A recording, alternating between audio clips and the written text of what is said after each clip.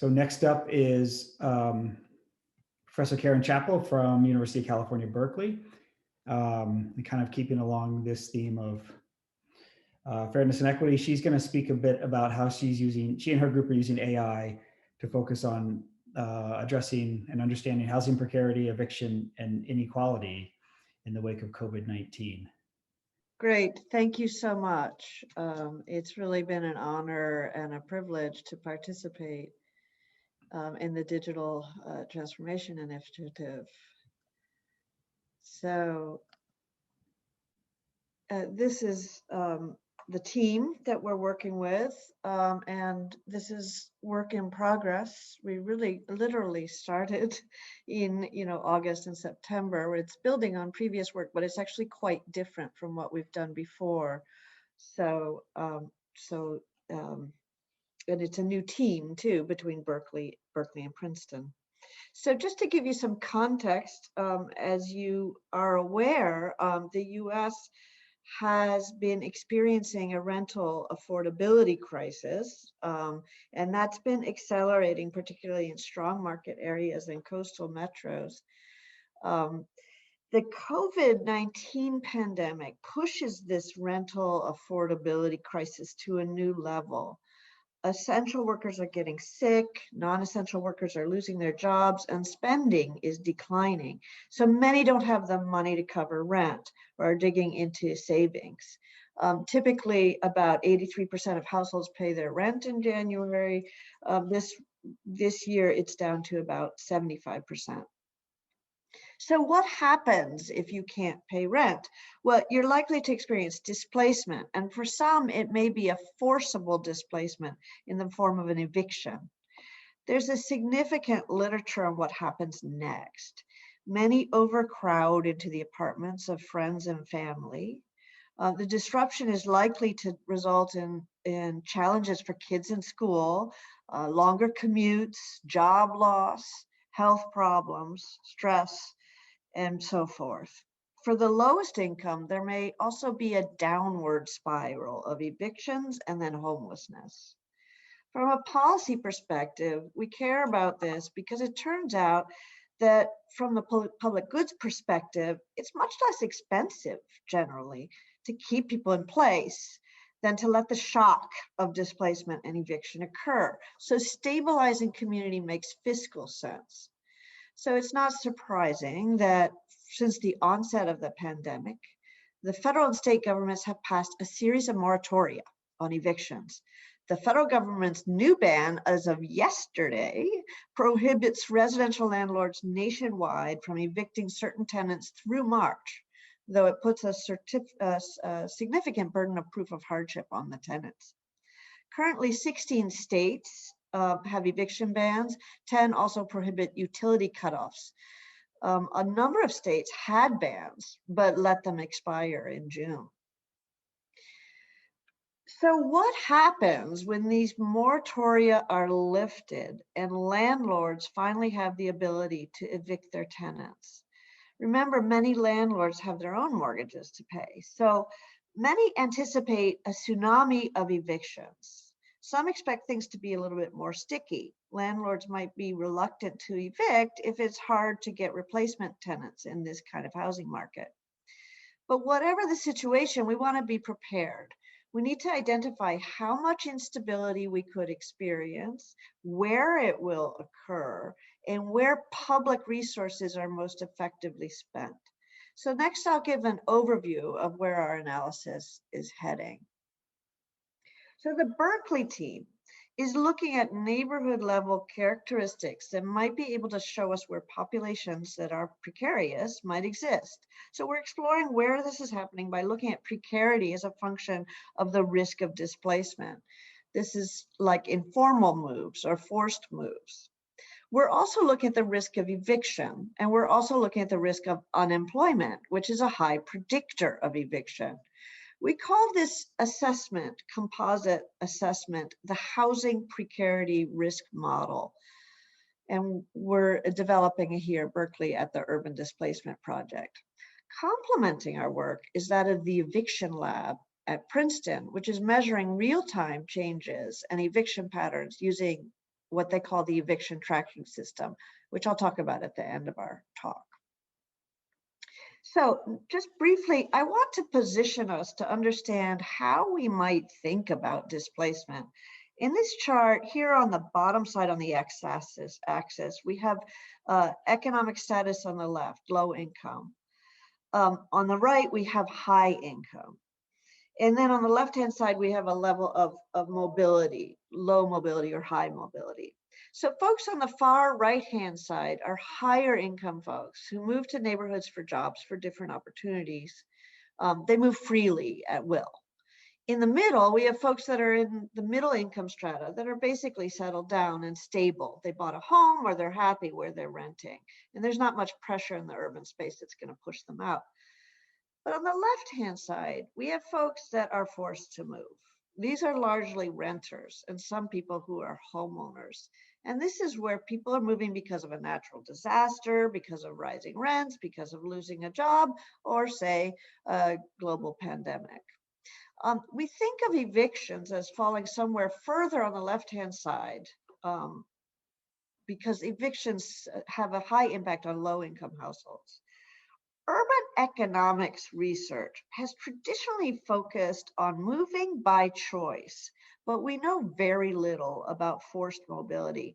So thanks to a lot of the work that Matthew Desmond at Princeton started with the Evictions Lab, we're starting to gather data that can actually help us distinguish between the people who are forced to move out by eviction formally or informally displaced, say when the landlord says, hey, your rent's going up, and so the household moves, versus the people that move by choice. So what is precarity? Well, you can largely think of precarity as a fancy term for vulnerability. It's households that are susceptible to suffering and hardship in the event of various shocks like recession or ecological crisis. And the other key important piece here is that there's the sense of lack of resiliency, a difficulty in regaining or maintaining pre-shock function. So if we're looking deeper at what is making households and neighborhoods more vulnerable, we need to understand what the nature of the shock is. For instance, in 2008, we had a housing crisis and then we had a recession that highly impacted households that own their own homes. This crisis is highly impacting lower income folks, and people with personal vulnerabilities are often essential workers in the service sector, but also those with temporary housing situations, poor housing stock, and folks just lacking financial and political protection. And the shock in this particular crisis, the pandemic, has to do with unemployment in certain sectors, which is really quite unlike any shock we've had in the recent past. Now, if you look at the demographics of the folks that are at risk, this is actually quite well established that these are more likely to be Black and Latina workers, they're more likely to be women, and they're more likely to be elderly. We know, for instance, that healthcare workers have an 8 times higher risk of exposure to COVID-19, and they're more likely to be minority and women. And then, of course, compounding this, there are historical issues of inequality, segregation, redlining, and so forth, which have led to the current circumstances because people have been unable to move to neighborhoods where they can own their own home and remain as renting populations. So we focus on neighborhoods, and we're focusing on census tracts that have a higher than regional risk of eviction displacement and unemployment, looking at pre-2020 data to identify vulnerability spots today. So these, in theory, should be the areas that cities will want to target if they want to target relief towards helping folks from being displaced or pushed out to have more stable communities.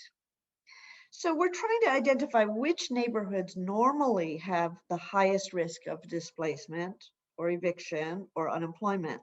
And we also have an infection risk data set that we're starting to work with. And we also want to identify which neighborhoods will face higher housing precarity during and after the COVID pandemic using a machine learning model to predict demographic and neighborhood data. So our pilot study area is the Seattle Metro, and then we're expanding this to the Bay Area, Cleveland, Boston, and Chicago, where we have rich data to look at evictions as well. And then we're also looking at creating a map of the 100 largest metros in the US. We use a data set from a group called InfoGroup, which is residential data from 2007 to 19. Here we're looking at yearly low-income moves of households at an address level. So this is an extremely fine-grained data set. For evictions, we have work from Tim Thomas's eviction study, which he conducted from 2004 to 17, and has court cases from those dates scraped using NLP. And for unemployment, we use a deep maps model that was developed by Catalyst, and that provides us with estimates of unemployment rates in 2020. So here's our pilot study results for Seattle. So here you can see how this works out with our HPRM indicators.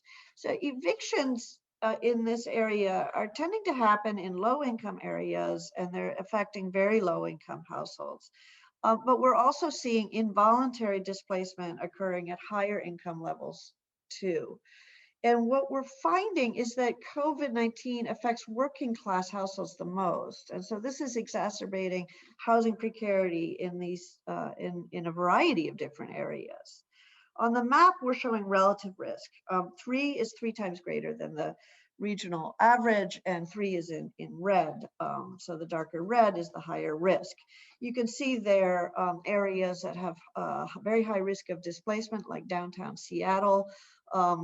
In the south, you also see areas where people have been displaced to over the past 40 years, and an exacerbation of that trend. We're also seeing displacement risk in places like Tacoma and Everett. And what's interesting is when we think about eviction risk here, we can see the highest rates are down in the south of the region, where we've seen a lot of these low-income households of color get displaced to. And finally, when we look at unemployment, we layer in unemployment in this map. It has a positive relationship, strongly positive relationship with the eviction risk. So now that we know where this risk is located, we can model to predict where the risks might increase in the future. So we look at these characteristics of households, the housing units and so forth. And then the model is looking at the risk of displacement as our dependent variable, and we look at the rate of displacement, and you can replace displacement with eviction or unemployment and predict each of those. And we look at that in each census tract for a specific year T, which is the InfoGroup data for the displacement analysis. And then we control for neighborhood characteristics and county level determinants. So this first step in the training model is we look at our dependent variable of displacement in the year 2007, controlling for characteristics prior to that date to try and figure out how well we can predict out displacement in the future based on this model for 2008 to 2019. That's step 2, controlling for prior data to 2007. So 2007 is our cutoff because that's the point of the data that we have for displacement. And then we compute the percent error. In other words, we compare the actual estimates to our predicted. So far, our estimates have been pretty close, as you could say. That this is looking at the Puget Sound region and looking at displacement outcomes. We did pretty well in 2015, then the economy picked up and we have a little bit of noise there, so we're troubleshooting that. So now I want to move to the work being done by the Eviction Lab at Princeton. There are 3.7 million eviction cases filed in this country in a typical year. The federal government collects no data about these eviction cases. And even when states do collect and report on these cases, it's usually with a 1 or 2 year delay. So the Princeton Eviction Lab had assembled a national database that draws on the court records of about 83 million eviction cases across the country from 2000 to 2016. And that work has given us the first picture of the prevalence of eviction in this country, which you can see is really concentrated in the Southeast. So this is the historic patterns up to 2016. Now, thanks to C3.ai and others, the team is working on an eviction tracking system, which provides data now in real time, which will inform policymakers, journalists, researchers, housing advocates, and so forth about eviction patterns. So how does this work? Around the country, civil courts maintain data systems, all in different formats, some hidden behind paywalls, but some with very good data. The team scrapes these weekly for all new eviction filings with the help of collaborators around the country. It's kind of a distributed data collection system. Once it's in-house, they can clean, dedupe the data, geocode it, and standardize all of it in order to make cross-time comparisons. And they make all the data from the project publicly available. It's being heavily utilized by the media, by the way. You'll see it almost every day in some media outlet.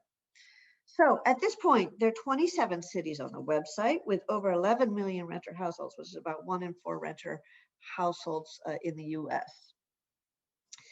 And here's a summary of what the tracker is showing. So it takes a minute to get your head around this. Let's see what the patterns have been. So here we have aggregate weekly eviction filings in the 27 cities being studied. And these are calculated as a percentage of the historic average for the same exact weeks historically. So roughly normal filings were a bit above average in January and February of this year, and that's just because of the rental affordability crisis, likely. Then there's a huge drop of filings as the pandemic starts. That's the vertical red dashed line on March 15th.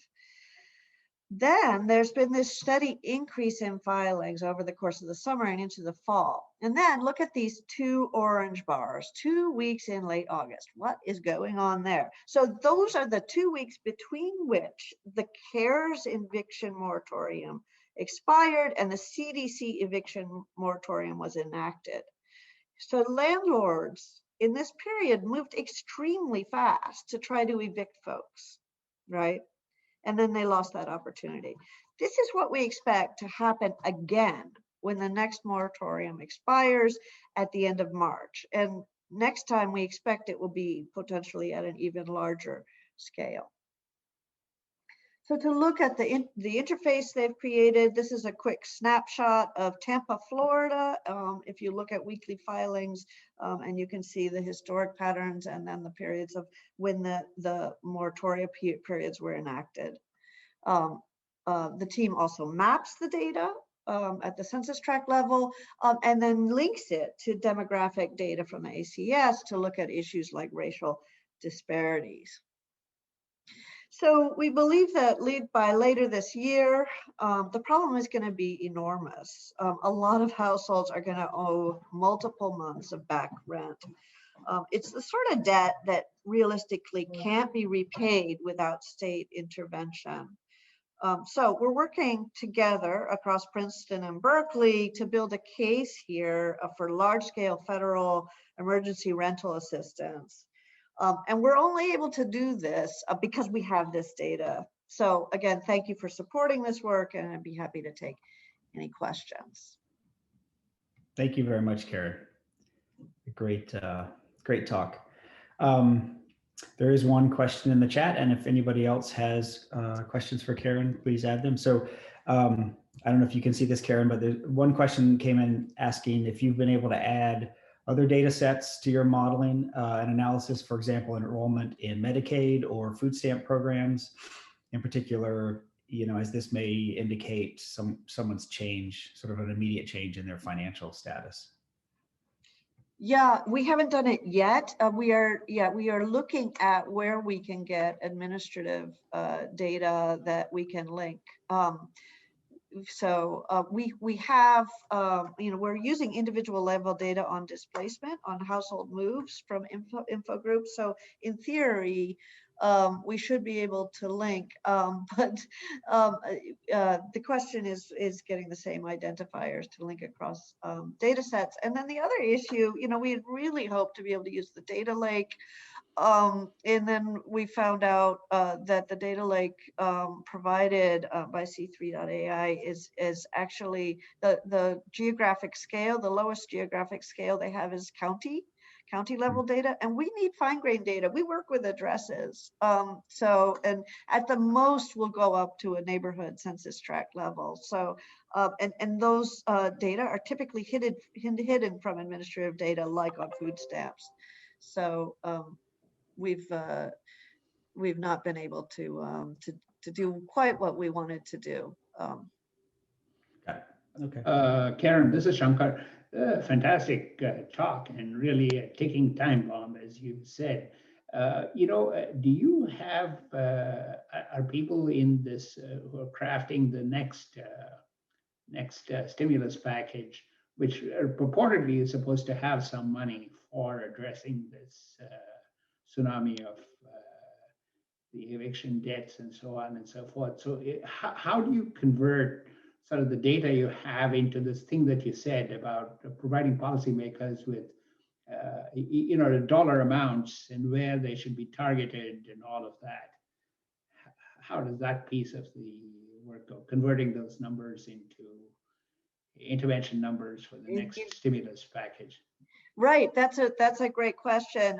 Our Princeton partner Matt Desmond is in DC all the time, and I expect he'll be there even more, right? Now that with the administration change, he's able to provide some sense of the cities, which are the hot spots across the country. And as you saw in the initial map, there's huge geographic disparities across the country because of the different eviction laws, particularly in the Southeast, which is very, very hard on renters. And you would imagine that the greatest need then is going to end up in those parts of the region. But then then we're hoping to kind of help, at least in our model cities that we're looking at, policymakers really target on a fine grained basis where they should be going, door to door, intervening to help households, and then yes, doing some sort of estimation for those cities about how much money is going to be needed for rental assistance. Very good, very good. Is there, Larry, is there something we should do to talk to the data lake folks about this finer grain data? Is this an action item for us? Yeah, we can follow up on that. Yeah. I think in the long term, it would be worth investing in for the initiative. Yeah.